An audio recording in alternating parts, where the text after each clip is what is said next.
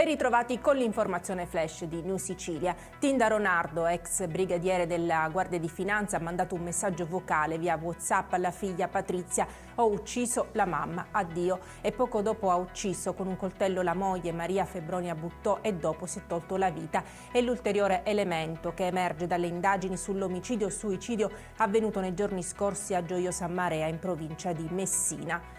4 palermitani, 2 uomini e 2 donne, sono stati arrestati dai carabinieri della compagnia di Cefalù con l'accusa di furto aggravato all'interno di una struttura alberghiera nel comune di Isnello, nel Palermitano.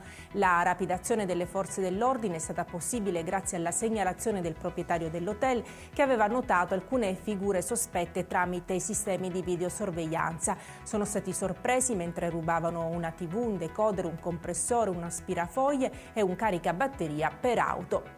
Un volo della compagnia aerea Ryanair, partito alle prime ore del mattino dall'aeroporto di Venezia con destinazione Palermo, è stato costretto ad effettuare una sosta a Napoli per assistere un passeggero che aveva avuto un malore. Dopo che i sanitari hanno fornito l'adeguata assistenza, l'aereo è ripartito e ha raggiunto la sua destinazione finale all'aeroporto Falcone Borsellino di Palermo con un ritardo di un'ora.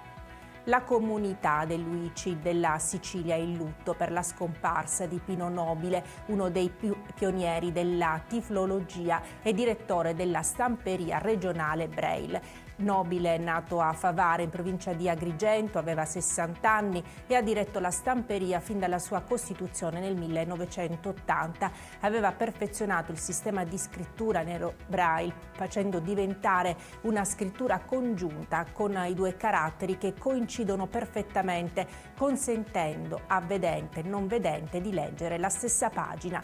E con questa notizia per adesso è tutto, grazie per averci seguito e arrivederci.